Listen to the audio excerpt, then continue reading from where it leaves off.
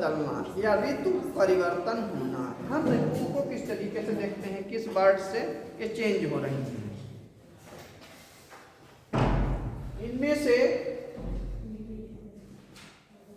Monsoon का जो सिद्धांत था कई विद्वानों ने अलग अलग तरीके से दिया है। सबसे पहले चीज़ों को उठने का मतलब जो हवाएं उठती हैं ऊपर के लिए उत्क्रमण कहलाता है। इसको अरब भूगोलवेत्ता अल मसूदी ने दिया था और इसी के साथ साथ व्युत्क्रमण और उसके साथ हवाओं के उठने को उत्क्रमण जो होता है, इस वर्ड को भी अरब के भूगोलवेत्ता सिद्दी अली ने 1554 ईस्वी में दिया था। कब दिया था? 1554 ईस्वी। ऐसे सन कभी कदारा हो जाते हैं। इसी के साथ हम देखेंगे कि मानसून भारत को किस तरीके से प्रभावित करता है। इसमें कुछ अन्य विद्वान भी हैं, विदेशी विद्वान भी हैं और अपने देश के भी हैं, जैसे पी कोटेश्वरम हैं, रामास्वामी हैं, रामारत्ना हैं, कृष्णन हैं। बहुत से विद्वानों के नाम हमारे सामने आ जाते हैं। मानसून का मुख्य अर्थ ये होता है मौसम के रुख का, हवाएं जो होती हैं अपने रुख बदलती हैं, ऋतु परिवर्तन। मेनली क्या होता है? ऋतु का परिवर्तित हो जाना।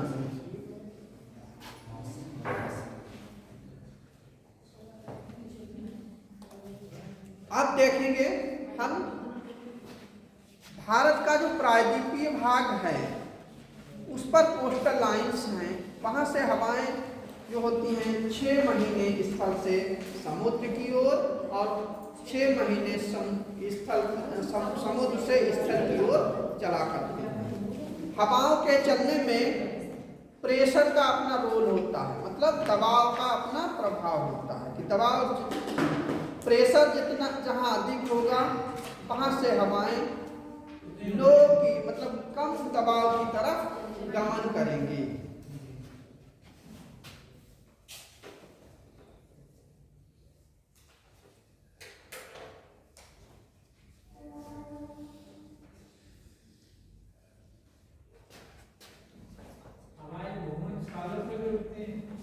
हाँ उठती हैं।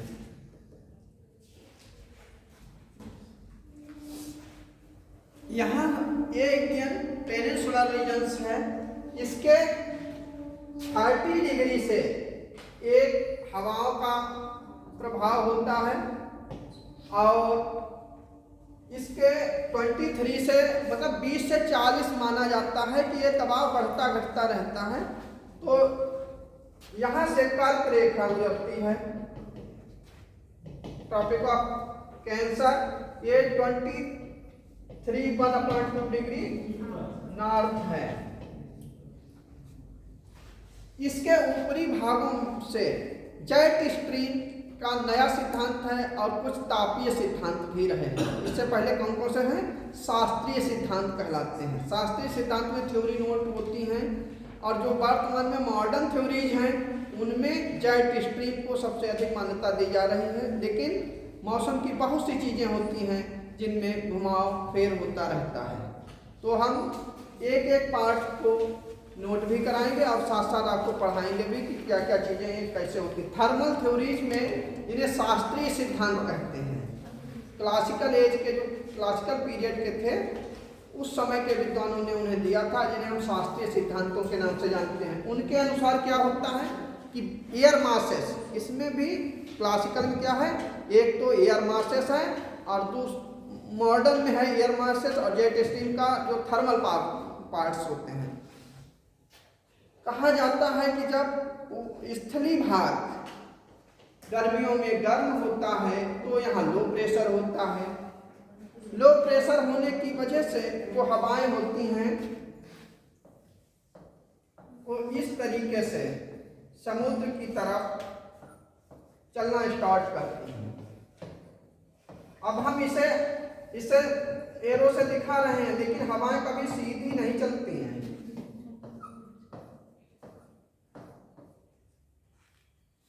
और इसके विपरीत 6 महीने जो हवाएं होती हैं वो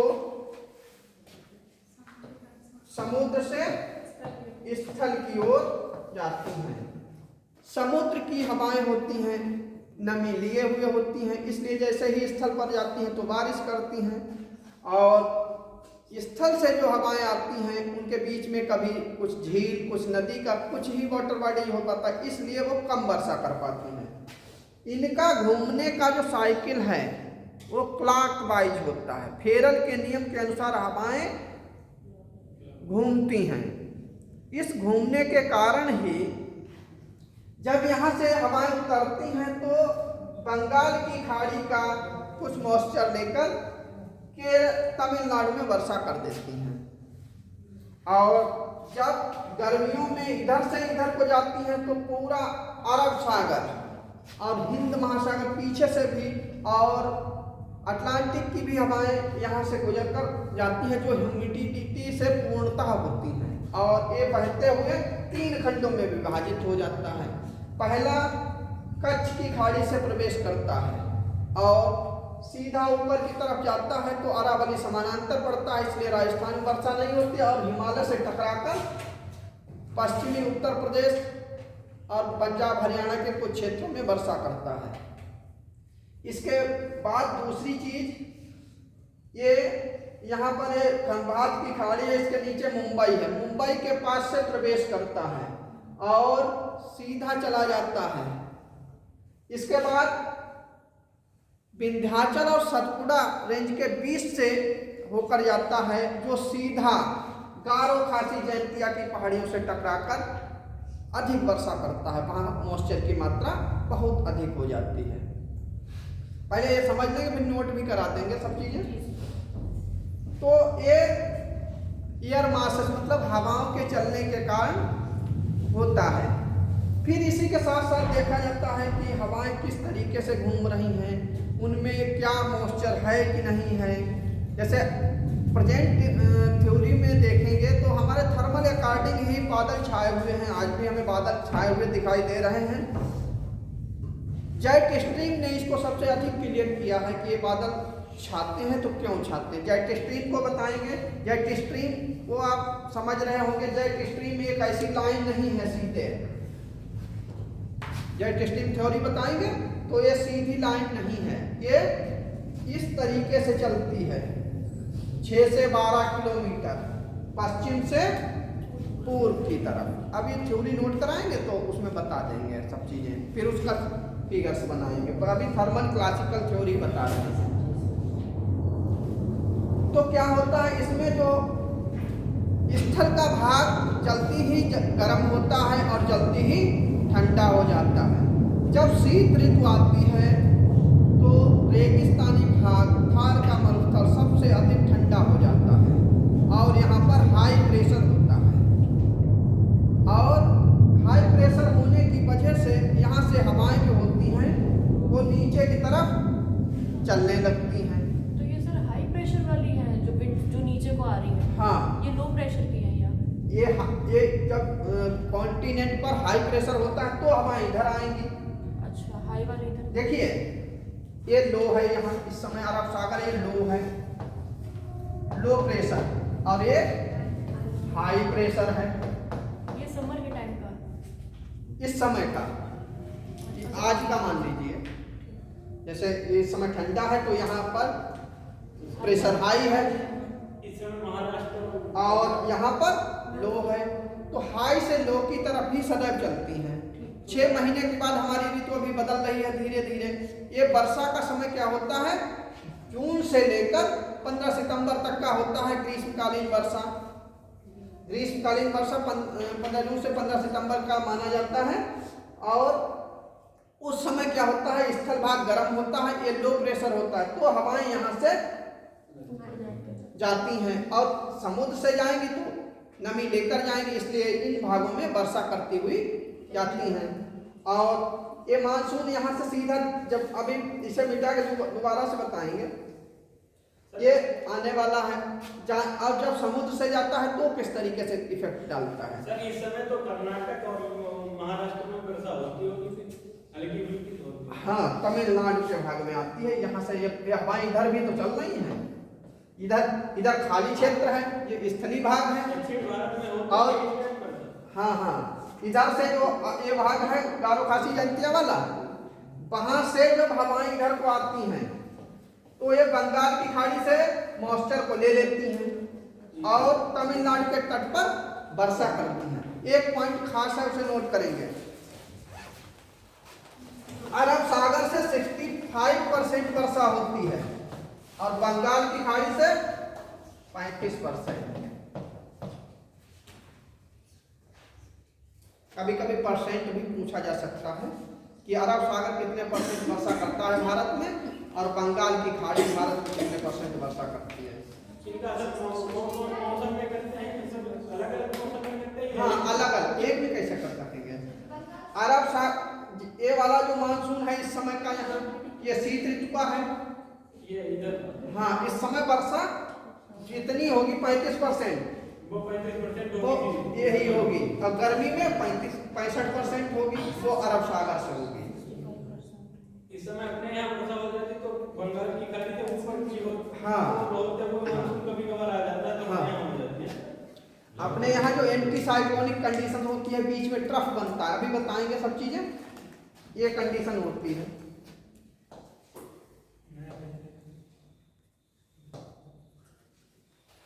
जैसे मान लीजिए ये लाइन है, यहां पर 0 डिग्री है, यहां पर 30 डिग्री है,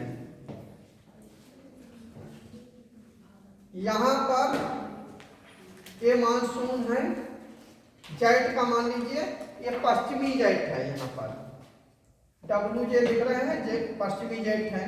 हवाएं इधर से जा रही हैं इधर और इधर को चल रही हैं, इधर को, और यहाँ पर ये पूर्वी जेट है,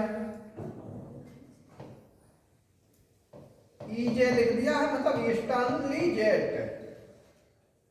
इनमें हवाएं तो इसी वो अपने उसी के अकॉर्डिंग घूमेंगी, लेकिन आगे जाकर इधर को घूम जाएंगी, तो ये ईस्टर्नली इफेक्ट है। अब ये वेस्टर्नली है, ये दोनों आपस में जुड़ जाएंगे ये भाग, तो इनके बीच का ये भाग ट्रफ है, इसे हम मानसून ट्रफ कहेंगे, मानसून ट्रफ।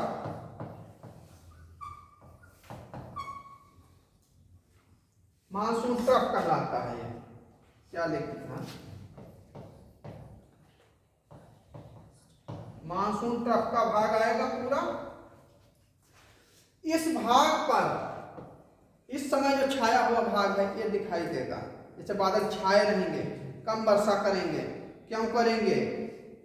हवाएं कहां से कहां तक चलेंगी, जेट की स्पीड कहां से कहां तक बढ़ेगी, जेट स्ट्रीम कहां से कहां तक चलेगा, दोनों गोलार्धों में 23 मतलब 20 से 40 दोनों अक्षांशों के बीच बहता है दोनों गोलार्धों में, और 6 से 12 किलोमीटर की ऊंचाई पर चलता है, और दोनों गोलार्धों में पश्चिम से पूर्व की तरफ चलता है। ये चीज मेन पॉइंट है, इन्हें ध्यान रखेंगे।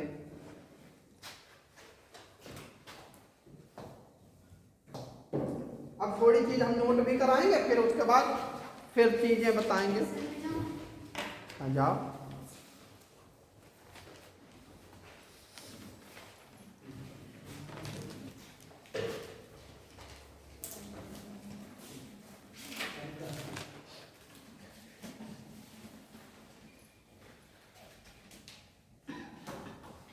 मानसून की उत्पत्ति, हाँ मानसून की ओरिजिन कैसे हुई है।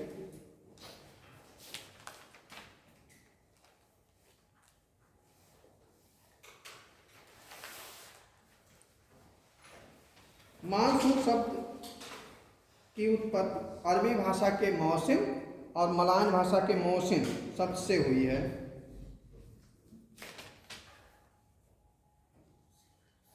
जिसका अर्थ बहुत से है, वेरी हाई, बहुत, जिसका अर्थ बहुत से है। अरबी भाषा के मौसम और दूसरी भाषा कौन सी है? मलायन भाषा, मलय, मलय लिख लो या Malayan, Malay, Malay language, Malayalam नहीं लिखेंगे, हाँ मलय कहो।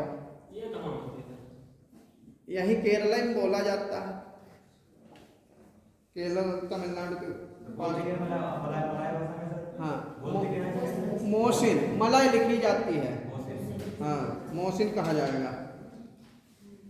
भारतीय जलवायु विज्ञान, भारतीय जलवायु विज्ञान के उप महानिदेशक डॉक्टर रामास्वामी के अनुसार,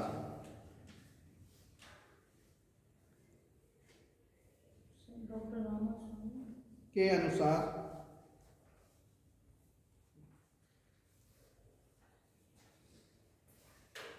मानसून के पैमाने पर विस्तृत क्षेत्रों में, विस्तृत अभी क्षेत्र बनाया था, विस्तृत क्षेत्रों में चलने वाली मौसमी पवनें हैं जिसकी दिशा, चलने वाली मौसमी पवनें हैं, हवाएं हैं जिसकी दिशा में मौसम के साथ साथ उत्क्रमण हो जाता है। उत्क्रमण मतलब अपलिफ्टमेंट होता है, अपलिफ्टमेंट होता है। जो भी ऐसा वर्ड समझना है तो उसे पूछने की कोशिश में रहेंगे। Doctor H.G.. दुबे के अनुसार, H.G.. Dubey, doctor H.G.. Dubey, हाँ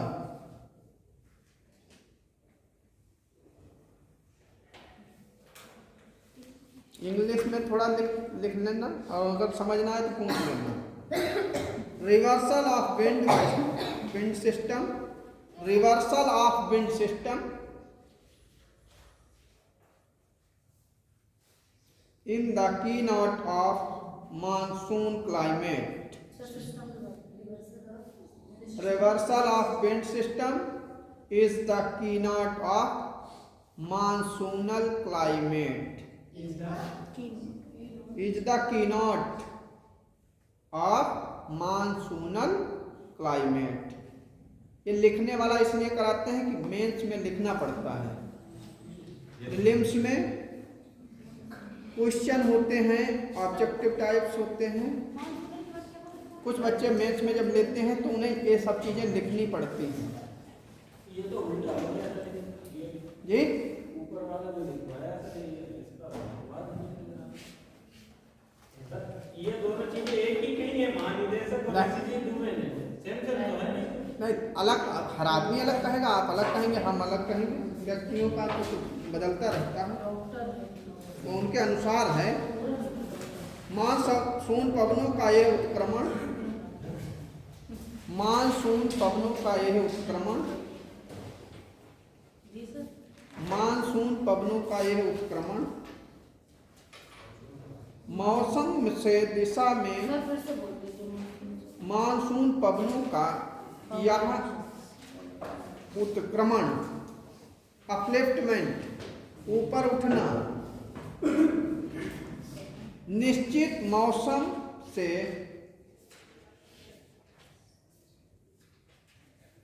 निश्चित मौसम में दिशा में, निश्चित मौसम में दिशा में निश्चित गति से होता है। अब इसी चीज को समझिए, ये क्या है। जैसे कोई मौसम होता है, उसमें हवाएं चलती हैं, निश्चित गति से चलेंगी और निश्चित दिशा की तरफ चलेंगी। उसमें ये लिखने के साथ साथ समझने के साथ देखिए, हवाएं जो होती हैं अपलिफ्टिंग होती रहती हैं। हवाओं के लिए कोई रोड नहीं बना हुआ है, ना कोई ऐसा है कि इतनी सकरेही रास्ते से वो चलेंगी। हवाओं को बुक्स में पढ़ने से और ये देखने में अंतर दिखाई देता है। कभी भी हवाएं ऐसे नहीं चलती हैं, ऐसे उठ उठ के चलती हैं। ऐसे ही सूर्य का प्रकाश, सूर्य का जब फिगर बना होगा तो सीधी लाइनें होंगी, हम कभी नहीं सीधी बनाते हैं। प्रकाश तरंग के आकार से आता है और पृथ्वी को गर्म करता है। इसी तरीके से देखते हैं, जब हवाएं गर्म होती हैं तो ऊपर की तरफ उठती हैं, ऊपर की तरफ उठती हैं। ऊपर उठकर उनमें क्या होता है, उनकी जो ह्यूमिडिटी होती है वो उसमें कंडेंसेशन हो जाता है, और कंडेंसेशन के साथ साथ जब उसमें ओसिलेशन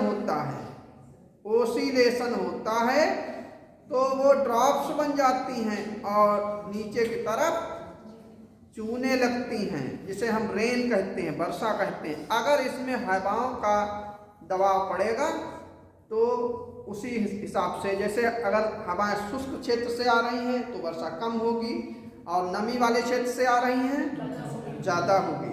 आज बादल छाए हुए हैं, आप लोग देख रहे हैं। इसका ये कारण है कि जो हमारी जेट स्ट्रीम्स चलती हैं, जेट स्ट्रीम्स जब चलती हैं, अभी हमने फिगर बना के दिखाया था, पूर्वी जेट और पश्चिमी जेट दोनों चलती हैं, तो उनके बीच एक ट्रफ बन जाता है।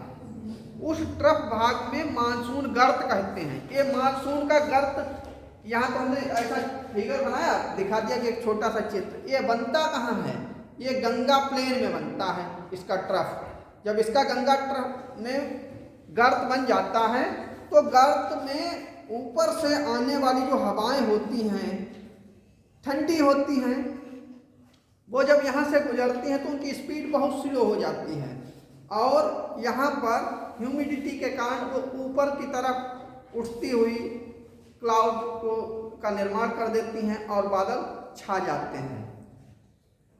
जेट स्ट्रीम जो है 6 से 12 किलोमीटर की दूरी तक चलती है। ये नहीं कि जेट स्ट्रीम किताबों में छपा हुआ है, ऐसे लाइन खींच दी गई जेट स्ट्रीम हो गई, नहीं। ये इस तरीके से चलती है, 6 किलोमीटर भी और 12 किलोमीटर ऐसे ऐसे चलती है। चलते चलते कभी कभी इसकी गति में ऐसा होता है जैसे नदी नहीं मेंडर्स बनाती हुई अपना सारण झील को छोड़ देती है, ऑक्सबो लेक बनाती है। इसी तरीके से जब इसका एक लूप दूसरे लूप से आकर मिलकर कट जाता है तो उसमें जो ह्यूमिडिटी होती है वो काफ़ी लंबे समय तक छाई रहती है, जिससे कई दिनों तक गंगा प्लेन के एरिया में साइक्लोनिक कंडीशन भी बनती है और यहाँ पर बादल छाए रहते हैं, जैसे आजकल दिखते हैं। और जब ये 6 से 12 किलोमीटर ऐसे चलती है तो जब ऊपर चली जाती है तो बादल साफ हो जाता है, प्रकाश दिखाई देने लगता है। और जब नीचे आती है तो बादल, तो एक दिन धूप, दूसरे दिन बादल, दूसरे दिन धूप, फिर बादल। अगर इसकी स्पीड कुछ कम है तो 1.5 दिन बादल और 1.5 दिन बादल धूप रहेगी।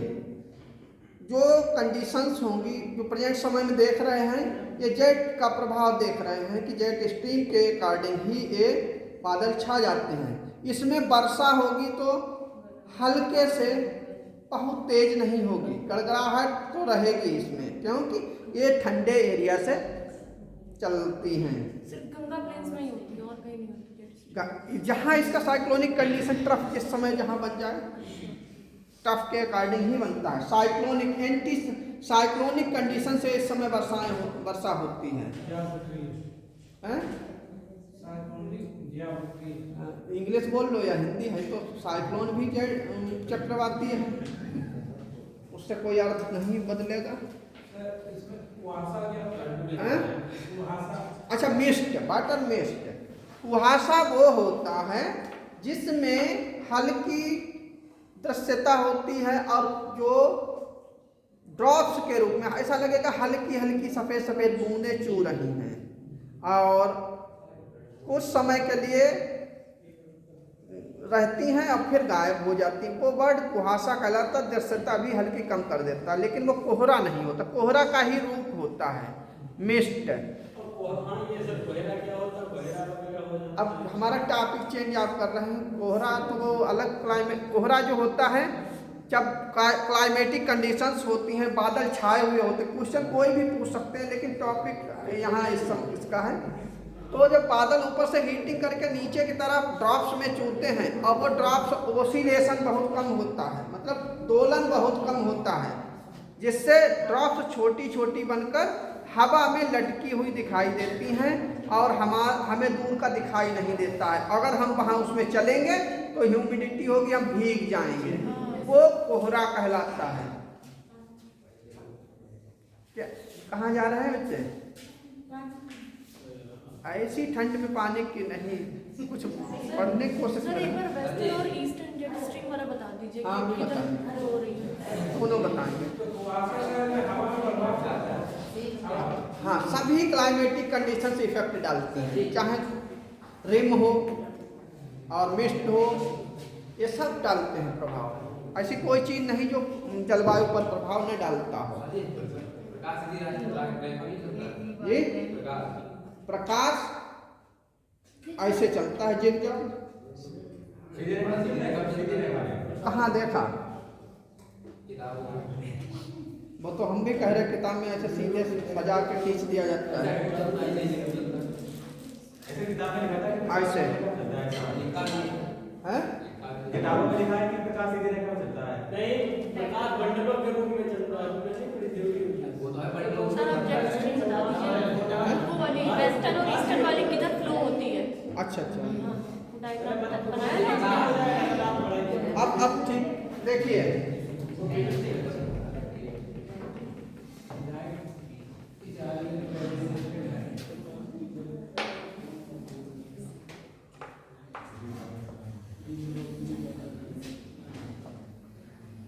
ये अक्षांशों की स्थिति है। जैसे मान लीजिए 0 डिग्री यहाँ है, यहाँ का 30 डिग्री है, और ये इक्वेटर है।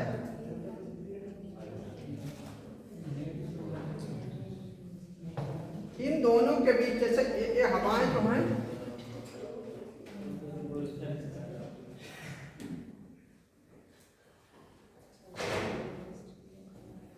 चलने का यही पैटर्न इनका रहता है, और यहाँ पर ये स्टर्निंग मान लीजिए, और इनका घुमाव पूरब की तरफ रहेगा। ठीक है, ये भी ऐसे ही घूमेगी, वेस्टर्नली जेट स्ट्रीम, लेकिन घुमाव पश्चिम की तरफ होगा।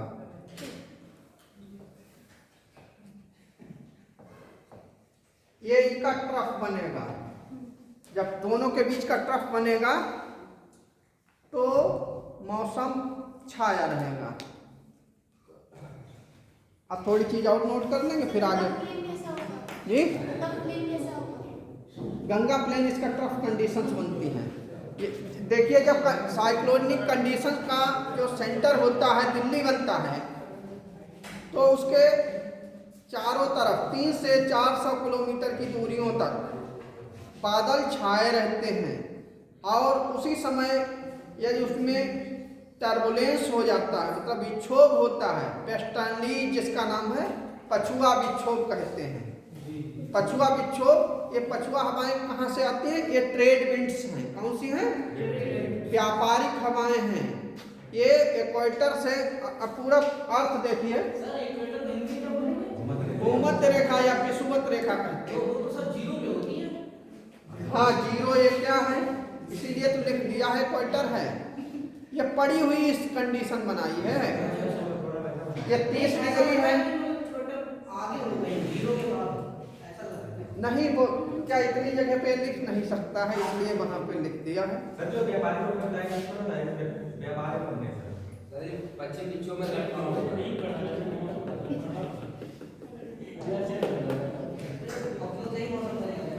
मानसून का ही टॉपिक नहीं चेंज होगा, उससे भी वही है, उसी में है, उससे ही चले, टॉपिक चेंज नहीं है। ये हमारी पृथ्वी है, इसमें ये 0 डिग्री है। सूर्य का गमन जो होता है वो 23.1 डिग्री नॉर्थ होता है, और इतना ही साउथ में होता है। यहाँ पर बहने वाली जो हवाएं होती हैं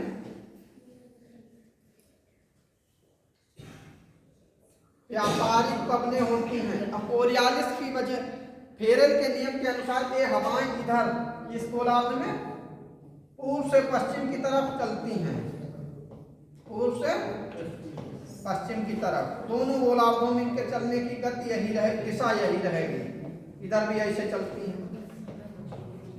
सर ये अपर मोस्ट पार्ट में जाके रुक जाती है या चलती रहती है? स्पीड कम करती हैं। फिर इसके बाद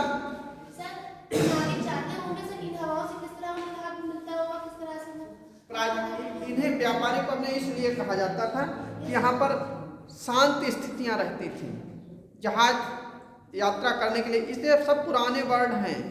प्राचीन काल में पालदार जहाज चला करते थे, उनसे जो व्यापारी यात्रा करने के लिए जाते थे वो इन अक्षांशों से गुजरते थे तो उन्हें सुविधा हुआ करती थी।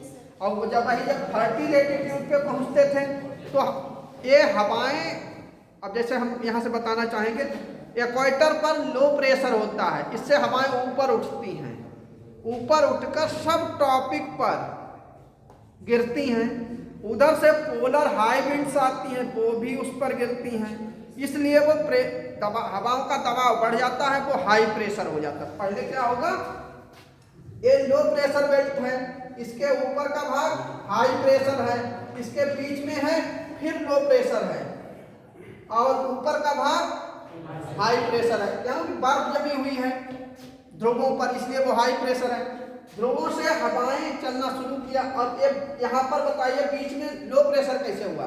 क्योंकि यहाँ की हवाएं उठ गई, शिफ्टिंग कर गई, शिफ्ट करके यहाँ गिर रही हैं, तो यहाँ निम्न दाब हो गया, लो प्रेशर हुआ। यहाँ पर यहाँ की उठकर यहाँ गिर रही, तो यहाँ हाई प्रेशर हो गया, यहाँ निम्न और ऊपर हाई। तो आगे जाकर क्या है, ये हवाएं अपने रुख को चेंज करती हैं, मुड़ जाती हैं, उसके ऊपर जाकर हल्की मुड़ जाती हैं। 10 डिग्री के बाद हल्का मोड़ में आता है, और ये यहाँ मान लीजिए भारत पड़ जाता है। ये वाला भारत का एरिया है, प्रायद्वीपीय भारत पड़ता है। तो यहाँ से गुजरती हैं तो इन्हें अरब सागर, अटलांटिक महासागर और कई लंबे जगहों से गुजरना होता है, जिससे वो ह्यूमिडिटी लेकर गर्मियों में, यहाँ लो प्रेशर है तो यहाँ की हवा इधर को जाने लगती हैं, और जब यहाँ से गुजरती हैं तो वेस्टर्न कोस्ट हम पढ़ा चुके हैं, उठा हुआ है, उस उठे हुए भाग पर जब ये टकराती हैं तो वेस्टर्न घाट के प्लेन में वर्षा करती हैं, और उसके बाद का भाग पृष्ठ छाया प्रदेश होता है, इसलिए पश्चिमी घाट पर अधिक वर्षा करती हैं और पूर्वी घाट पर कम वर्षा करती हैं। अब हम फिगर को थोड़ा बड़ा करके बताएंगे।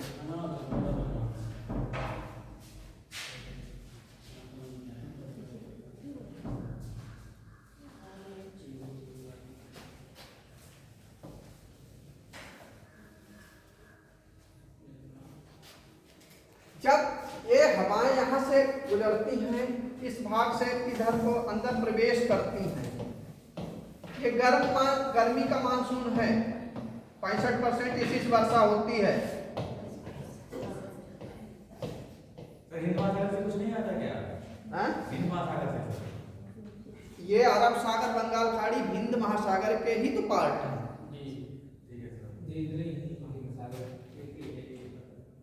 फिर ये क्या करते हैं, इस समय जो है यहाँ लो प्रेशर है। क्यों लो प्रेशर है?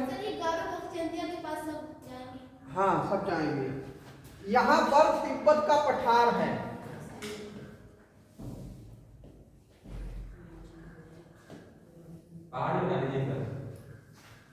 ये तिब्बत का पठार है। इस क्षेत्र में मतलब लंबा एरिया है, कहीं पर 4000 मीटर ऊंचा है, कहीं पर 5000 है, कहीं पे 5500, कहीं 6000 मीटर तक की कहीं कहीं पे इसमें ऊंचाई है।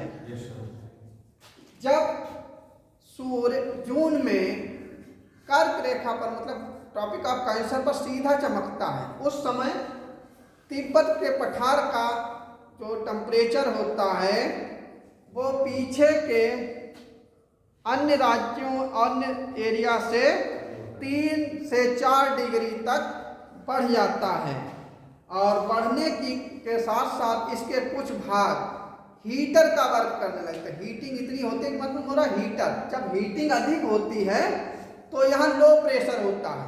लो प्रेशर होता है तो यहाँ से हवाएं भागती हैं इसे इस लो प्रेशर तक पहुंचने के लिए, लेकिन बीच में यहाँ हिमालय खड़ा है,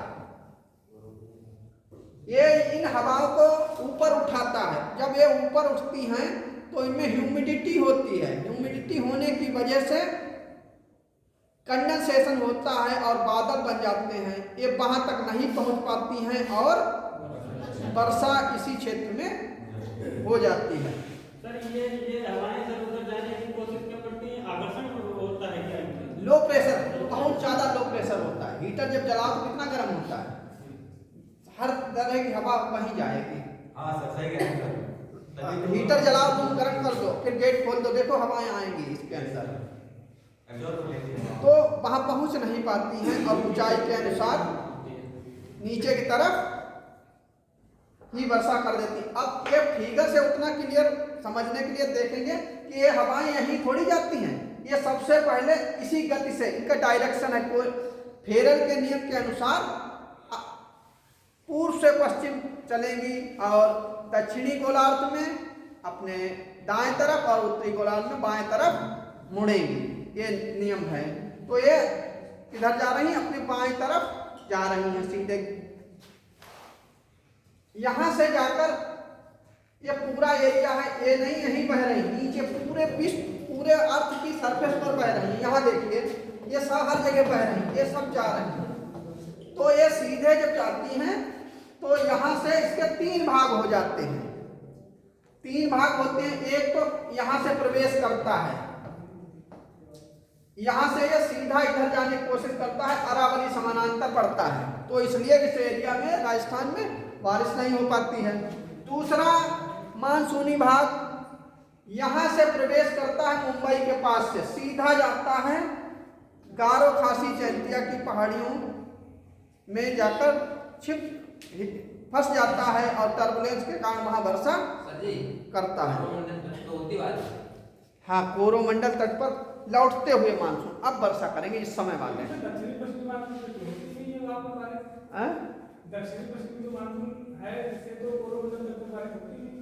हाँ, इस पे इससे कैसे हो पाएगी? हो ही नहीं सकती। हाँ, ईस्टर्नी जो होते हैं, मतलब उत्तरी पर पूर्वी जो होती हैं हवाएं, जो ये जा रही हैं सीधे उत्तरी पूर्वी।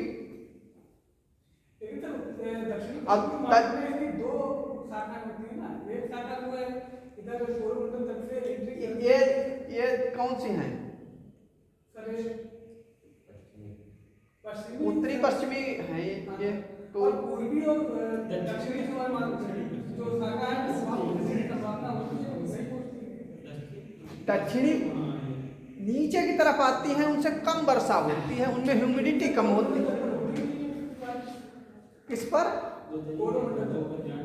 कोरोमंडल तट पर कभी वर्षा, जब यहाँ पर ये आकर यहीं से विलीन हो जाएंगे तो यहाँ पर आ ही नहीं पाएंगे, तो वर्षा कैसे करेंगे?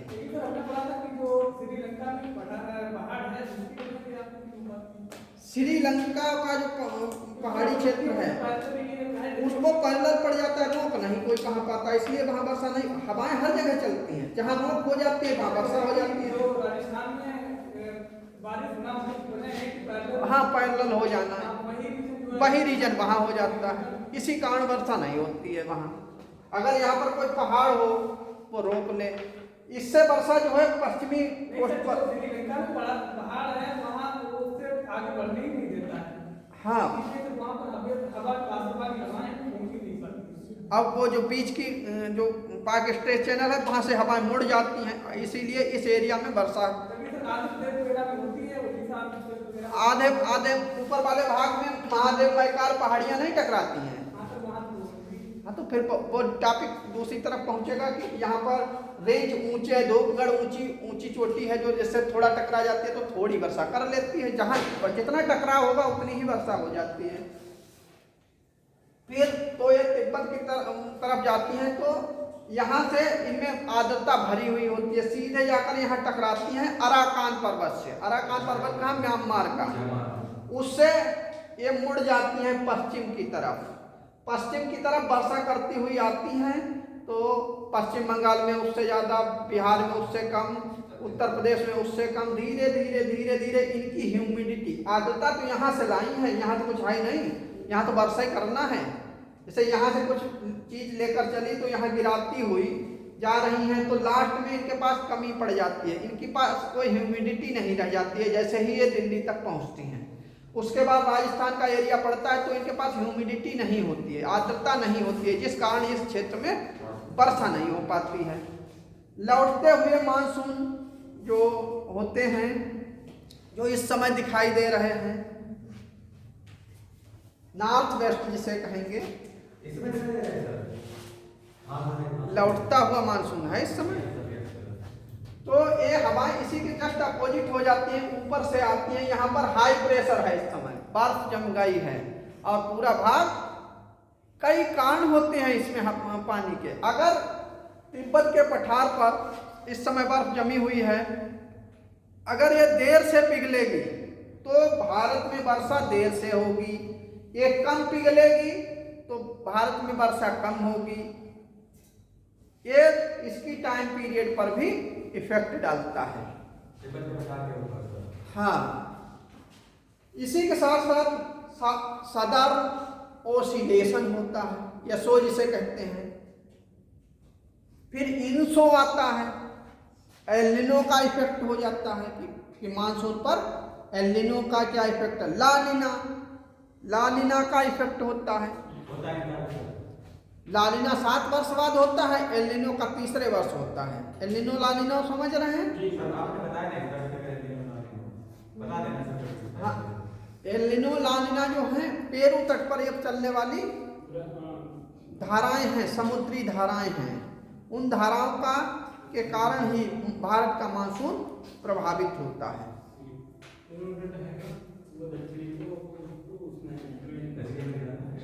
हाँ, दक्षिणी अमेरिका के तट के पश्चिमी कोस्ट पर दिखाई देता है।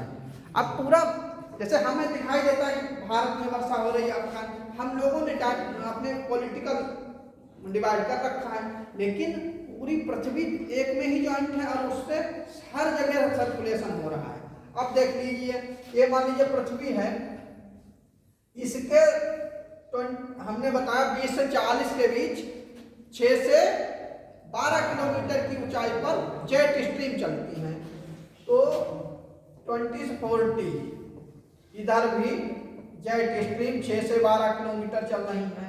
ये इक्वेटर मान लीजिए, यहाँ पर भी जेट स्ट्रीम 6 से 12 किलोमीटर चल रही है। इसमें हम जिस एरिया का देखेंगे हर जगह इनका इफेक्ट होता है। जेट स्ट्रीम, ये भी जानते होंगे कि जेट स्ट्रीम का नाम जेट स्ट्रीम ही क्यों रखा गया, ये भी हम पहले बता भी चुके हैं, अब आप लोग जानते भी हैं। द्वितीय विश्व युद्ध हो रहा था उस समय, तो अमेरिका ने जापान के हिरोशिमा और नागासाकी को 5 नवंबर और 9 नवंबर को बम गिराए थे। 6 और 9 को, 6 और 9 अगस्त था, उसको बम गिराए थे, जिसमें ये इनकी चलने की गति क्या थी, वेस्ट टू ईस्ट, पश्चिम से ये पूर्व की तरफ जा रही थी। तो अमेरिका यहाँ ये पश्चिम में पड़ रहा है, जापान पूर्व में है। जब यहाँ के जहाज जा रहे थे तो उनकी अनचाहे स्पीड बढ़ रही थी, और जब कोई किसी से जैसे लड़ने जाए और मार कर आए तो भागने की कोशिश करेगा। जब यहाँ से जहाज वापस कर रहे थे तो इन्हें ये जेट स्ट्रीम रोक रही थी। ये तो इन्हें ऐसा मालूम हुआ ये किस तरीके की है, पूरी पृथ्वी के चारों तरफ एक नलिकाकार 6000 मीटर से 12000 मीटर, मतलब 6 किलोमीटर से 12 किलोमीटर तक की ऊंचाई पर चलने वाली ट्रोपोपाज की एक लेयर है जो पूरी पृथ्वी को घेरे हुए है। ये कहाँ से कहाँ है, 20 से 40 अक्षांशों के मध्य दोनों गोलार्धों में इसका प्रेशर अधिक रहता है।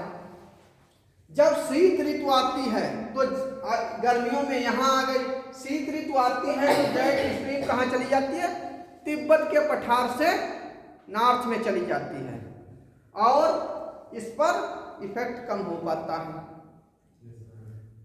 और यहाँ से जो हवाएं इधर बता रहे थे, अब इधर से आने वाली हैं वो स्थलीय खंडों से अधिक आती हैं तो उनमें ह्यूमिडिटी कम होती है। तो कम ह्यूमिडिटी के कारण ही यहाँ पर कम वर्षा होती है, क्योंकि यहाँ से आती हैं तो सूखी होती हैं, लेकिन कुछ हवाएं यहाँ से भी तो आती हैं, बंगाल की खाड़ी से भी, वो आर्द्रता ले लेती हैं। आर्द्रता लेती हैं तो इस पूरे कर्नाटक, आंध्र प्रदेश, मध्य प्रदेश में अधिक वर्षा करती हैं। तो भारत की 35% बंगाल की खाड़ी वर्षा करती है और 65% अरब सागर करता है। तो ऐसे कई विद्वानों के अपने अपने मत हैं, कई विद्वान अपने अपने अलग अलग मतों से बताते हैं कि किस तरीके से जेट स्ट्रीम और इनकी थ्योरीज हैं। कुछ नोट कर लीजिए।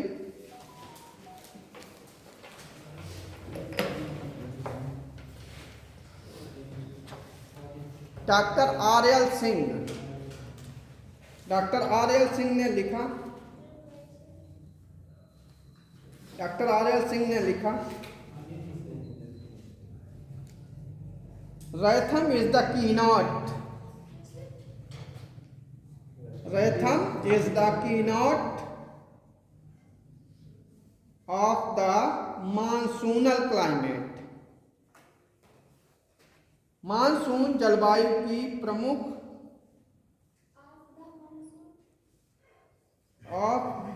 Of the monsoonal climate, Hindi में अगर इसे करना चाहें तो लिख लें, जो मौसम, मानसून जलवायु की प्रमुख विशेषता मौसम का आवर्तन है। अब इसके बाद क्या होता है, इसमें दो थ्योरीज आएंगी, एक क्लासिकल थ्योरीज होंगी और कुछ मॉडर्न थ्योरीज होंगी।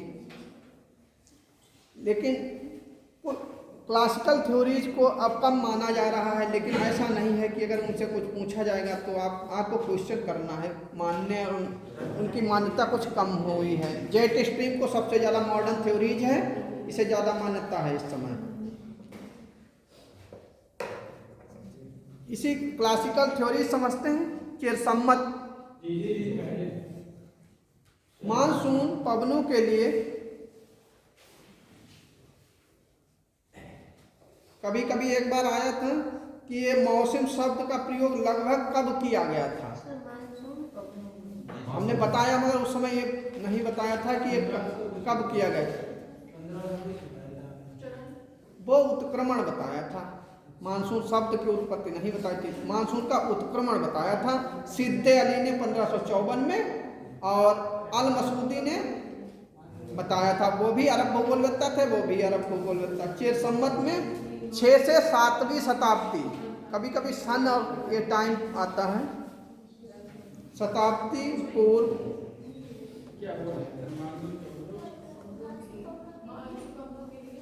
मौसम शब्द, मानसून पवनों के लिए मौसम शब्द का प्रयोग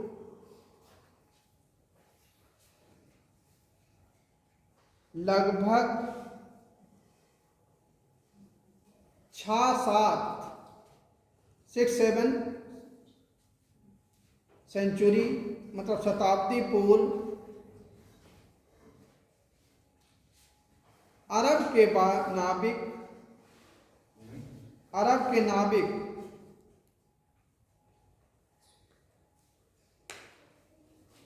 अरब सागर में, नाविक अरब सागर में, वही अभी हम बता चुके हैं, वर्ष में 6 माह हैं, वर्ष में 6 माह नॉर्थ ईस्ट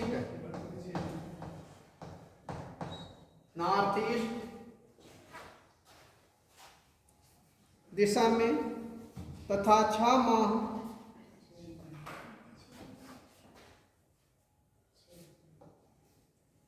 साउथ वेस्ट, मतलब पश्चिम से दक्षिण की तरफ हवाएं इस तरीके से आती हैं।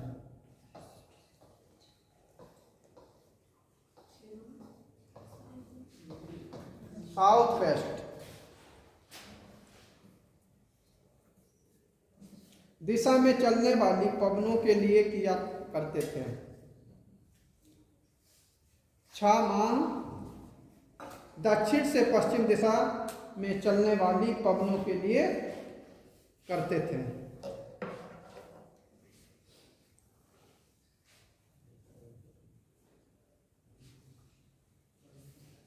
भारत में अभी तक कब आया था सर ये मानसून? है भारत में मानसून कब आया था? भारत में आने का टाइम, भारत में 1 जून को ये प्रवेश करता है यहाँ से। नहीं सर, भारत में मानसून जो ये सब ये कब आया था भारत में? नहीं तो फिर एक दूसरे की, भारत में कोई ऐसा दिया नहीं गया। यहाँ से जैसे 1 जून को भारत में प्रवेश किया इस मानसून ने, नॉर्थ ईस्ट वाले ने, ठीक है। आगे जाकर 6-7 जून को मुंबई के पास पहुंच जाएगा, 8 जून तक। फिर 9-10 जून को आगे की तरफ बढ़ेगा, लगभग 15 जून के लगभग 15 से 18 जून ये दिल्ली के पास पहुंच जाएगा। 15 जून लगभग लखनऊ पहुंचता है। ये होता है। अगर इसमें इस कंडीशन का टर्बुलेंस आ जाता, मतलब कोई विक्षोभ हो जाए, कोई अड़चन आ जाए, तो इस मानसून का कोई समय निश्चित नहीं हो पाता है। और ये क्यों नहीं हो पाता है? क्योंकि अगर यहाँ की बर्फ देर से पिघली तो मानसून देर से पहुँचेगा। अगर यहाँ पर टेम्परेचर पहले से क्रिएट हो गया और यहाँ की बर्फ पिघल गई और ये हीटर की तरह हो गया तो अपने समय से पहुँच जाएगा। मानसून को आर्टिफिशियल तरीके से नहीं पड़ता, मानसून नहीं कहेंगे उसे, आर्टिफिशियल वर्षा तो कर सकते हैं। नहीं, मानसून को ही रोक के बरसात रोक किस चीज से लोगे उसे? किस चीज से रोक सकते हैं? अगर कोई अवरोध यहाँ पर्वत खड़ा कर दो तो वर्षा हो सकती है। सर सिर्फ मानसून की एक ही अड़चन है, इसके साथ वर्षा होगी। ये तमिलनाडु के तट पे लौटते हुए मानसून वर्षा करता है। सर मानसून ना होने के क्या कारण है? जी, मानसून ना आने के क्या कारण हो सकते हैं? मानसून न आने के बहुत कारण होते हैं। मानसून जैसे तिब्बत के पठार पर बर्फ का समय से न पिघलना और टेम्परेचर क्रिएट ना होना। दूसरी बात, विक्षोभ होना, मतलब टर्बुलेंस, रुकावट हो जाना। और कभी कभी कहते हैं कि समय से पूर्व मानसून आएगा, पूर्व कभी नहीं आता है। 1 जून तो यहाँ आएगा, फिर जैसे अगर उसमें कोई अवरोध नहीं है तो वो सीधे अपने टाइम पे पहुँच जाएगा। तो 15 जून को वर्षा कर देगा यहाँ अपने यहाँ एरिया में, तो कहेंगे कि टाइम से पहले, लेकिन टाइम से पहले नहीं होता है। यहीं पर मानसून की वर्षा की मात्रा में कमी, मात्रा पर कमी भी प्रभाव डालती है, जिसमें एल नीनो और ला नीनो का प्रभाव होता है। यहाँ पर अमेरिकी तट पर ला नीनो एल नीनो का इफेक्ट होता है। एल नीनो गर्म धारा होती है। पीछे बात नहीं कर रहे हैं सर, बंगाल की खाड़ी से मानसून होता है नहीं होता है? इस समय चल रहा है, वही है जो छाया हुआ है बंगाल की खाड़ी का। इस समय छाया हुआ ये वही है। जाता है तो उसमें बंगाली खाड़ी से जो मानसून उठता है, हाँ, दोबारा मानसून वहाँ पे जाता है। वो बंगाल की खाड़ी का है, इस समय आ रहा है। केवल भारत तक सीमित नहीं रहेंगे, पूरे विश्व को देखिए। ये वाला है भारत, यहाँ से आ रही है हवाएं, ये बंगाल की खाड़ी का पानी लेंगे, फिर उसमें आएंगे। मतलब जून के महीने में जो यहाँ से मानसून उठता है, ठीक है, और फिर उसी टाइम पे बंगाली खाड़ी से मानसून उठता है, लेकिन वो अभी आ रहे हैं उधर से। पहले सुन लो, पूरा हो जाए फिर पूछो। जब ये जाती हैं इधर से तो अमेरिकी तट से पर एल नीनो का इफेक्ट 3 साल में गर्म चलती रहती है, धारा गर्म चलती है। गर्म धारा होगी, प्रेशर कम होगा, हवाएं उधर से आएंगी। फिर क्या है, 7वीं वर्ष वहां पर ला नीना, जिसे जूइश क्रिस्ट न्यूबॉर्न चाइल्ड की तरह, मतलब थोड़े समय के लिए वो बनती है ठंडी धारा। अगर वो बनती है ठंडी धारा तो भारत में वर्षा की मात्रा कम होती है। जैसे अभी पूछ रहे थे कि वर्षा कम ज्यादा क्यों होती है। अगर एल नीनो का इफेक्ट रहेगा तो वर्षा होती रहेगी। अगर उसी समय एल नीनो तीव्र गति से इसमें स्पीड चेंज होती रहती है गर्मी की वजह से, जब ये पूर्णतः प्रभावित होती है तो भारत में वर्षा करती है। और 7वें वर्ष एल नीनो जब ला नीना आता है और सदर्न ओसिलेशन मतलब दक्षिणी दोलन घूमता हुआ हवाओं को लेते हुए आगे की तरफ जब बढ़ता है तो जब इधर से पूरा एरिया उसे समुद्री मिल जाता है, अटलांटिक महासागर में भी पानी लेता है, उधर से जाकर ये अफ्रीका के ऊपर से भी चलती है हवा और नीचे से घूमकर मेडागास्कर के पास से पूरे पानी बहती हुई चलती हुई सीधे दक्षिण भारत के जो कन्याकुमारी है यहाँ से आकर ऊपर की तरफ चलने लगती हैं। और जब वर्षा की जो हवाएं मानसून हवाएं होती हैं वो ह्यूमिडिटी फुल होती है, इसलिए इन क्षेत्रों में वर्षा करती हुई आगे की तरफ जाती है। यहाँ पर कोई ऊंचे पर्वत नहीं है कि जो उसे पूर्णतः रोक लें, इसलिए कुछ भाग वर्षा कर दिया, अब कुछ भाग आगे की तरफ बढ़ते हुए अराकान पर्वत से टकराती हैं। अराकान पर्वत से टकराती हैं तो अराकान पर्वत यहाँ दीवार की तरह मान लीजिए, फिर उस अराकान पर्वत से ये इस तरीके से फिर वेस्ट की तरफ चलती हैं। जब जाती हैं तो पश्चिम बंगाल में सबसे ज़्यादा वर्षा, बिहार में उससे कम, उत्तर प्रदेश में उससे कम, पश्चिमी उत्तर प्रदेश में उससे कम, राजस्थान तक आते आते इनमें ह्यूमिडिटी ही नहीं रह जाती है और ये वर्षा कम मात्रा में करती हैं।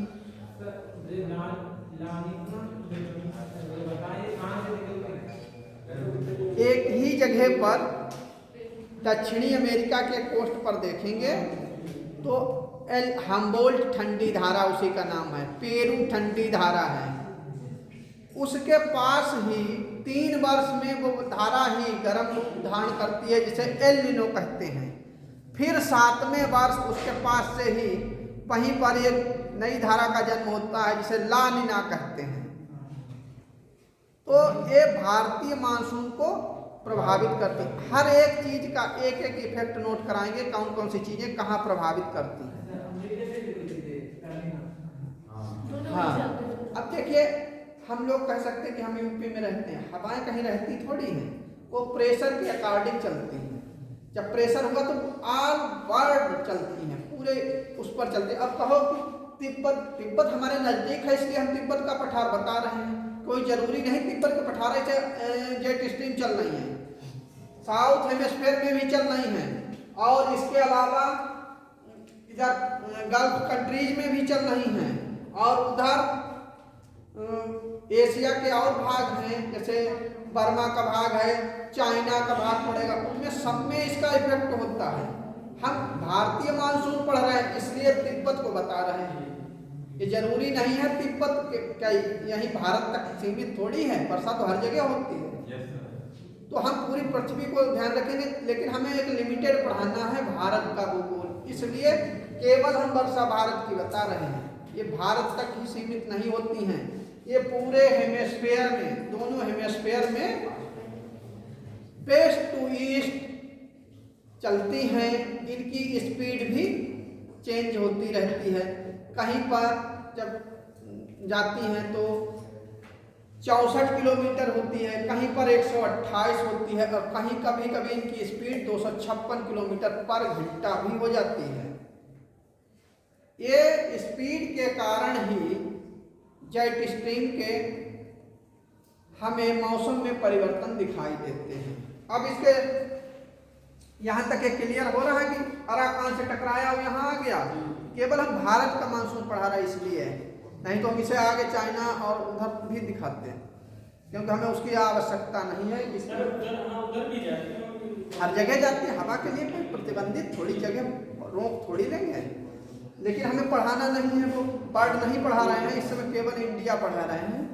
तो आपको ये चीज़ ध्यान रखेंगे, कभी इससे लिमिटेड नहीं होंगे कि ये पूरे विश्व में, अभी हमने बताया कि 20 से 40 अक्षांश उत्तरी अक्षांशों में और इतना ही दक्षिणी अक्षांशों में एक ट्यूब नलिका की तरह ये 6 से 12 मीटर की ऊंचाई तक पश्चिम से पूर्व की दिशा में बहती रहती हैं। और अभी हमने ये बताया था कि ये किस तरीके से इनका लूप बनते हैं, ऐसे ऐसे चलती हैं। अब फिर अभी जो इस समय की कंडीशन है ये क्या है, ये जब नीचे आती हैं तो ऐसा बादल छाया हुआ है। जब ये एक दिन ऊपर आ गई धूप निकल आई, क्योंकि 12 किलोमीटर पर जो बादल बनते हैं वो अधिक नीचे भाग को इफेक्टेड कम करते हैं और सूर्य का प्रकाश दिखाई देने लगता है।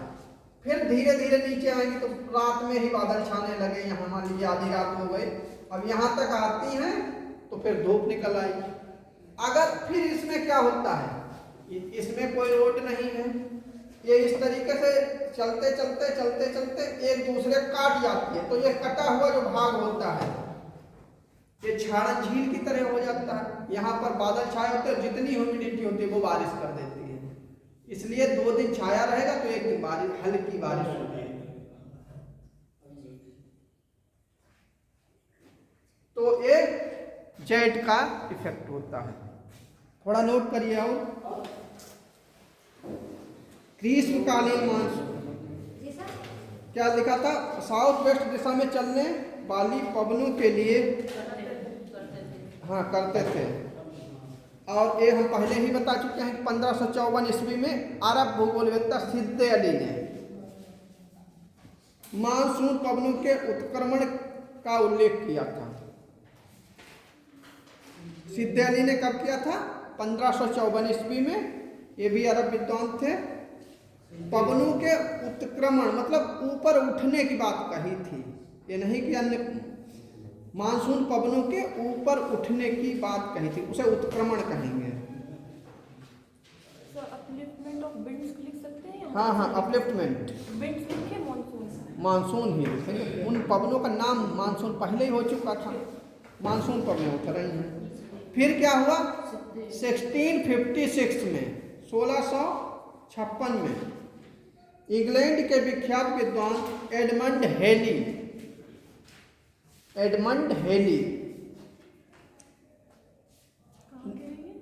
इंग्लैंड के थे।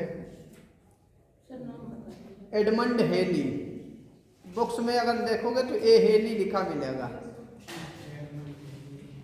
ने बताया कि मानसून पवनों में उत्क्रमण, अपलिफ्टमेंट, इंग्लिश के जो भी स्टूडेंट हैं पूछ लिया करेंगे जब हम हिंदी बोले तो, और हिंदी के ज़्यादा हैं इसलिए हम इंग्लिश लैंग्वेज अगर ना समझ में आए तो फौरन पूछे, क्वेश्चन करें, जहाँ पे समझ ना आए क्वेश्चन भी पूछेंगे। उत्क्रमण जलीय तथा स्थलीय, जो हम बता चुके हैं वही चीज़ें हैं। जलीय तथा स्थलीय प्रदेशों में तापमान में अंतर के कारण होता है।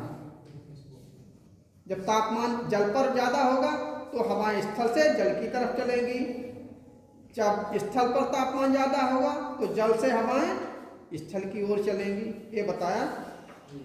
उत्क्रमण जलीय तथा स्थलीय प्रदेशों में तापमान में अंतर होने के कारण होता है। ग्रीष्मकालीन मानसून,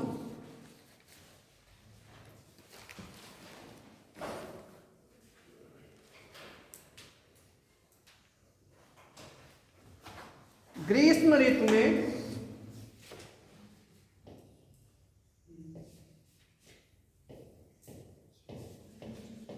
सूर्य कर्क रेखा पर सीधा चमकता है, ट्रॉपिक ऑफ कैंसर पर सीधा चमकता है।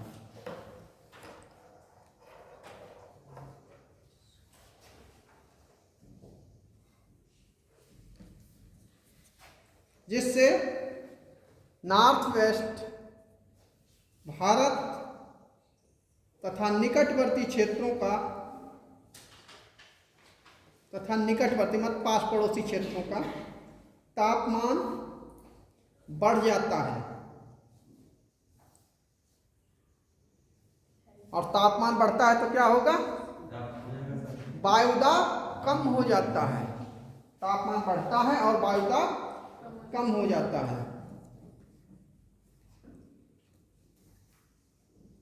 इसके विपरीत बंगाल की खाड़ी तथा अरब सागर में वायुदाब अधिक होता है। क्यों अधिक होता है? जलभाग ठंडा रहता है और दाब अधिक होता है।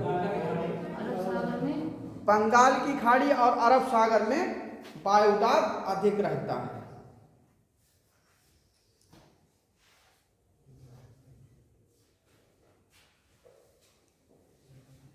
इसके कारण या इसके फलस्वरूप पवनें समुद्र से स्थल की ओर चलना शुरू कर देती हैं। विंड्स जो होती हैं वो जल से स्थल की ओर चलना शुरू कर देती हैं। गर्मियों में समुद्र से स्थल की ओर चलना शुरू कर देती हैं।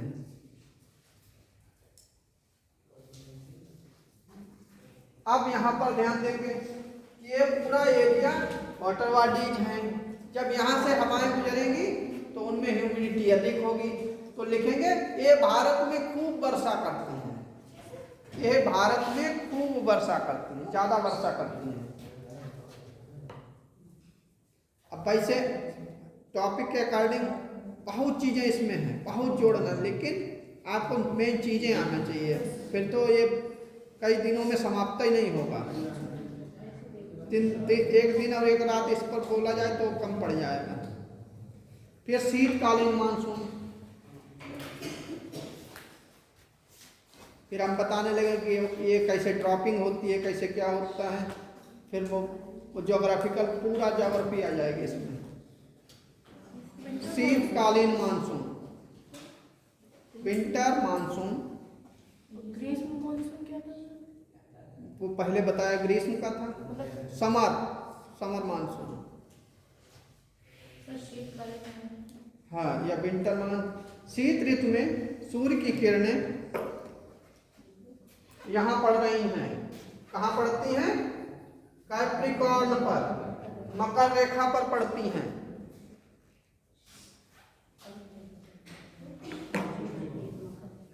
अच्छा, यहाँ तक एक बात आ रही है, वो भी बता दें।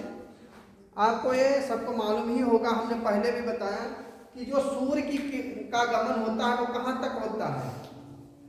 कैप्रिकॉर्न से कैंसर तक, मतलब tropic of Capricorn, tropic of Cancer, 23.5 degree दक्षिण में और 23.5 उत्तर में, इसी के बीच रहता है सूर्य।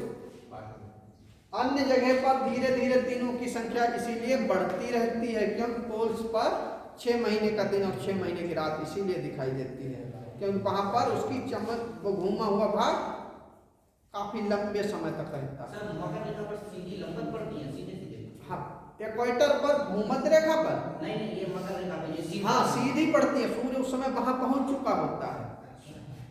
23 सितंबर को सूर्य जो होता है वो मकर रेखा पर पहुंच जाता है। 23 सितंबर को भूमध्य रेखा पर और 21 जून को भूमध्य रेखा पर रहता है। 21 जून और 23 सितंबर को यहाँ रहेगा भूमध्य रेखा पर, ये सूर्य यहाँ है। जैसे इसके बाद समय बढ़ेगा, 22 से 23 दिसंबर को, इधर ध्यान देंगे, 23 दिसंबर को कैप्रिकॉर्न पर सीधा चमकता है सूर्य। उस समय उत्तर भारत, हम लोग यहाँ पर हैं ये, तो यहाँ सूर्य नहीं होता है, इसलिए शीत ऋतु होती है। और यहाँ पर लो प्रेशर होगा और इस भाग में हाई प्रेशर होगा। इस एरिया में वाटर बॉडीज अधिक हैं और इस एरिया में वाटर बॉडीज कम हैं, तो हाई प्रेशर से हवाएं इधर को चलना शुरू करती हैं, तो सूखी हुई हवाएं हैं, केवल छा तो सकती हैं लेकिन अधिक वर्षा नहीं कर सकती हैं। कुछ हवाएं, जैसे कुछ वाटर बॉडीज पड़ती हैं, जैसे बंगाल की खाड़ी रास्ते में पड़ गया तो इससे थोड़ा पानी ले लेती हैं और यहाँ भारत में वर्षा करती हैं, तो ये 35% वर्षा बंगाल की खाड़ी से हो पाती है। और इधर से जब ये जाती हैं 65% करती हैं। अब यहाँ पर ध्यान देंगे, धीरे धीरे पर डे सूर्य ऊपर की तरफ जाएगा और 21 जून को सीधा ट्रॉपिक ऑफ कैंसर पर चमकने लगेगा। उत्तर भारत में मतलब जहां हम लोग रह रहे हैं कठोर गर्मी पड़ने लगेगी। कठोर गर्मी पड़ने के कारण तिब्बत का पठार बहुत हीटर हो जाएगा, जिससे इधर की जो हवाएं होंगी वो चलना शुरू कर देंगी और वर्षा करेंगी। ये वर्षा करने के लिए सीधे केवल इसी एरिया में नहीं चली गई कि उत्तर प्रदेश में जाकर इन्होंने वर्षा की, ये सीधे ऐसे चलती रहती हैं। आगे जाकर इन्हें अराकान योमा पर्वत म्यांमार का है उससे टकराती हैं और इधर को मुड़ती हैं, और जो यहाँ पर विंध्याचल और सतपुड़ा के बीच से मानसून सीधी जाती वो सीधे गारो खासी जयंतिया से टकराती है और वहां विश्व की सबसे अधिक वर्षा करती है। खासी भी होती है न गारो पर होती है, न खासी पर होती है, न जयंतिया पर होती है। उसके बीच में चेरापूंजी पठार है, उस पठार पर होती है सबसे ज्यादा वर्षा। उससे तो हवाएं टकरा, जैसे ये आया आदमी इससे टकराया, यहाँ से अगर इस पेन को इससे टकराएंगे तो यहीं पे नहीं गिरेगा, ये यहाँ गिरेगा नीचे, तो इससे टकराई और एक प्लेटिंग में यहाँ वर्षा हो गई। इस चेरापूंजी पठार पर एक जगह है मौसना, उस जगह पर सबसे अधिक हो गई।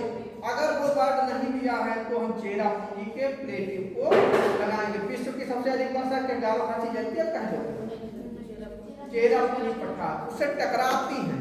जैसे हम यहाँ से ये लाए अब इससे टकरा गया, टकराने के बाद ये तो चीज है, वो एक एयर मासेस है, तो वो ऐसे फोल्ड हो जाती है, बैक करती है, बैक करती जहाँ गिरती है वहीं वर्षा करती है। हाँ सर एक बात बताते हैं, सूर्य जब ऊपर की ओर जाता है जब वापस नहीं लौटता हाँ। 2 बार चमकता है। सर ये प्रोसेस नहीं समझ पाते हैं। कहाँ पे? सर सूर्य ऊपर की ओर गया, हाँ। उसके बाद जब नीचे लौटता है तो 2 बार चमकता है कुछ जगह। तो सर ये बात कहाँ पे नहीं 2 बार चमकता है?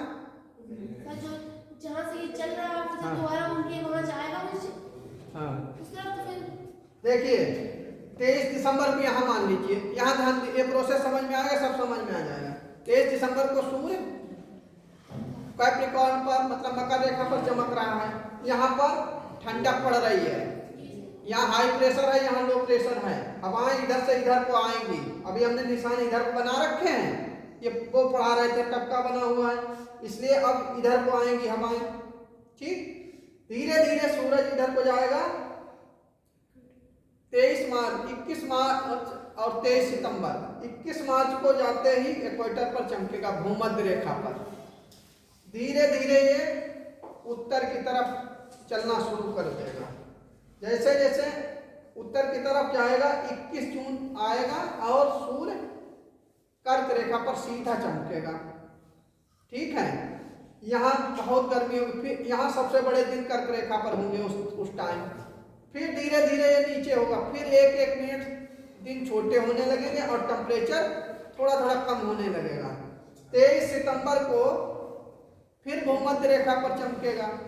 तो उत्तरी गोलार्ध हो या दक्षिणी गोलार्ध, किसी में कोई गर्मी नहीं होगी, मौसम सही होगा, बहुत अधिक गर्मी किसी में नहीं होगी। फिर धीरे धीरे ये दक्षिण को चला जाएगा। ठीक है, तो यहाँ पर टेम्परेचर बढ़ जाएगा। यहाँ क्योंकि जो कॉन्टिनेंटल एरिया है वो नॉर्थ हेमिस्फीयर में अधिक हैं और साउथ हेमिस्फीयर में कम हैं। वाटर बॉडीज मतलब ओशनिक एरियाज हैं, वो साउथ हेमिस्फीयर में ज़्यादा हैं, नॉर्थ हेमिस्फीयर में कम है। अब थोड़ा नोट कर लें, और शीतकालीन मानसून में, शीत ऋतु में सूर्य की किरणें मकर रेखा पर लंबवत पड़ती हैं।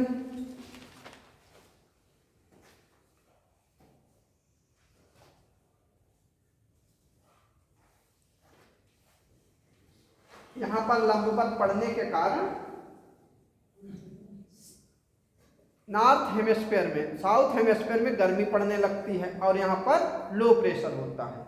हवाएं जो इस समय का भाग है, जो शीतकाल है हमारे यहाँ का, हम भारत पढ़ रहे हैं इसलिए शीतकाल कह रहे हैं। यहाँ से जो हवाएं होती हैं वो नीचे की तरफ आती है। तो कुछ हवाएं तो अधिक से अधिक हवाएं स्त्री भाग से आती हैं। उस समय क्या होता है, सबसे अधिक हिमालय का भाग बर्फीला है, वहाँ पर हाई प्रेशर है। यहाँ रेगिस्तान है, जो बालू जल्दी ठंडा होता है और जल्दी ही गर्म होता है, इसलिए बहुत ज़्यादा ठंडा हो जाता है। तो ये सब हाई प्रेशर एरिया बनते हैं। ये पूरे हाई प्रेशर बन गए हैं। जो पहले लो प्रेशर थे वही हाई प्रेशर बन जाते हैं।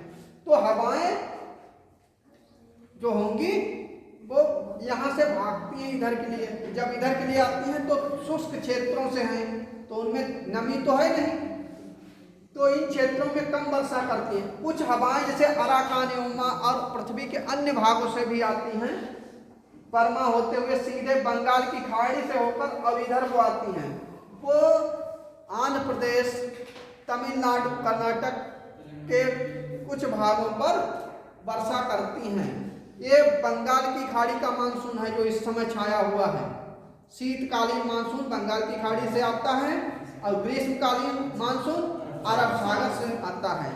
लेकिन इसमें कुछ चीजें इधर घूमकर भी जाती हैं। हमारे क्या यहाँ रोक थोड़ी है, कोई दीवार थोड़ी है जो हमने मत बना रखा है, यहाँ से भी जाती हैं और इस समय भी यहाँ से घूम कर आती हैं। इस तट पर वर्षा इसलिए नहीं होती है क्योंकि यहाँ पर कोई ऐसा पर्वत नहीं है जो इसे रोकता हो।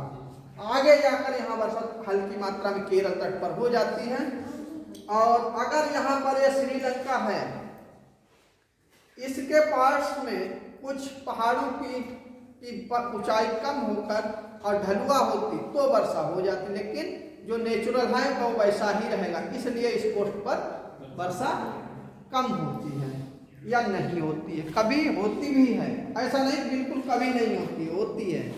ये भी राजस्थान को भी नहीं कहेंगे कभी वर्षा नहीं होती है। वेस्टर्ली ईस्टर्ली जो ग्रीष्मकालीन मानसून होता है, अगर इसमें टर्बुलेंस हो जाए, मतलब विक्षोभ खड़ा हो जाए, तो ये राजस्थान में भी वर्षा करेगा। हाँ, अब अभी हम पछुआ विक्षोभ पढ़ा रहे हैं। पछुआ विक्षोभ में क्या होता है, ये पछुआ हवाएं होती हैं तो भूमध्य सागर से होते हुए सीधे आती हैं। तो सीधे जो होती हैं वेस्टर्ली, ये ट्रेड विंड्स होती, व्यापारिक हवाएं होती हैं। जैसे ही ये भारत में प्रवेश करती हैं तो इनमें ह्यूमिडिटी होती है और इनमें साइक्लोनिक कंडीशन बन जाती है, चक्रवातों का निर्माण बनाती हैं। और इससे इनका कोई अगर सेंटर कहीं बनता है तो अपने चारों तरफ 2 से 400 किलोमीटर की दूरियों तक ये बादल को छाए रखती हैं। कई सर्दियों में कई दिनों तक बादल छाए रहते हैं और हो सकता है वर्षा बिल्कुल ना हो और थोड़ी बहुत वर्षा भी हो जाती है। ग्रीष्म ऋतु में 1 घंटे में बादल बनता है और बारिश कर देता है। ये ग्रीष्म, ये इसकी दोनों की अगर तुलना करना आएगा तो इस तरीके से लिखेंगे कि ग्रीष्मकालीन मानसून छाता नहीं है, वर्षा करता है, और जबकि शीतकालीन मानसून छाया रहता है, वर्षा कम करता है। इसी तरीके की और चीजें भी हाँ, कौन सी किस तरीके की, वो धाराएं समुद्र के अंदर चलती हैं, उन धाराओं का इफेक्ट होता है, वो वर्षा करने थोड़ी आती हैं। सर ग्रीष्मकालीन मानसून दक्षिण भारत में नहीं बरसात करता है? करता है, कम मात्रा में करता है। वहाँ कोई ऐसा ऊंचा पर्वत ही नहीं है जो हवाओं को रोके। पश्चिमी घाट ऊंचा है, अधिक वर्षा कर लेती है। यहाँ पूर्वी घाट ढलुआ है, नीचे हम पढ़ा चुके हैं, तो ढालू होने की वजह से वहाँ कोई ऐसा पर्वत नहीं है जो हवाओं को रोके, तो हल्की मात्रा में वर्षा करती हैं। और जहाँ पर दबाव अधिक होता है वहाँ अधिक वर्षा करती है। दक्षिण भारत में दोनों मौसमों में बराबर वर्षा होती है? बराबर कोई रेशियो नहीं होता है। नहीं, लगभग वर्षा के विषय में ये नहीं कह सकते हैं। नहीं, दोनों मौसमों में हाँ, वर्षा होती है, मात्रा कम रहती है लेकिन होती है।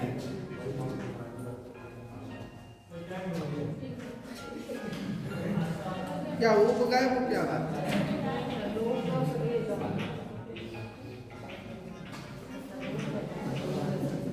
कुछ नोट कर लो, टाइम ये चलते रहेंगे। अभी टाइम तो भरते रहोगे तो कुछ नहीं, थोड़ा बहुत और पढ़ लो। पढ़ने वाले कंडीशन ये नहीं कहा जाता है। शीतकालीन मानसून में सूर्य की किरणें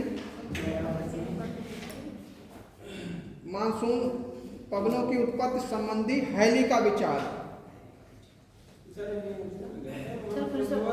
ये तो अभी बता दिया कि लंबवत पड़ती हैं तो इस कारण यहाँ पर हाई प्रेशर हो जाता है, हवाएं इधर से उधर चलने लगती हैं। यही लिखना भी है, जैसे बताया वैसे लिखना है। अब कुछ विद्वानों के विचार है, केवल विचार ही हम नोट कराएंगे और चीज़ें तो हम बताते रहते हैं।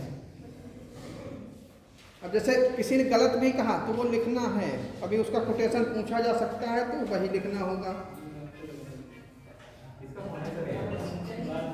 हैली का विचार 3 शताब्दियों से भी अधिक हैली का विचार 3 शताब्दियों से भी अधिक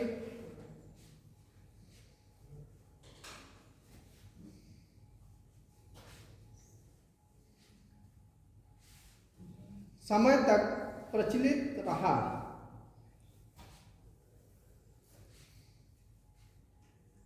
जिस कारण एक बार आता है, अभी हमने बताया था चिरसम्मत विचार, चिरसम्मत बताया क्लासिकल, जिस कारण इसे चिरसम्मत विचारधारा कहते हैं। हम वो पॉइंट बता रहे हैं जो क्वेश्चन बन सके, जिससे इसे चिरसम्मत विचारधारा कहते हैं। इस क्लासिकल एज क्यों कहा गया, क्लासिकल है क्यों, जिस कारण इसे क्लासिकल थ्योरीज कहा गया या क्लासिकल थॉट का नाम दिया गया, विचारधारा। तो इसके बाद ये मॉडर्न थ्योरीज आएंगी, इसमें हैली का विचार आएगा। ढीले पड़ रहे हो आप लोग, क्या परेशानी है। मॉडर्न कॉन्सेप्ट कल बताएंगे फिर आप लोगों को। क्या हमें पहले ये बताने की कोशिश करेंगे, ये बंद करो फिर हम बताएं क्या।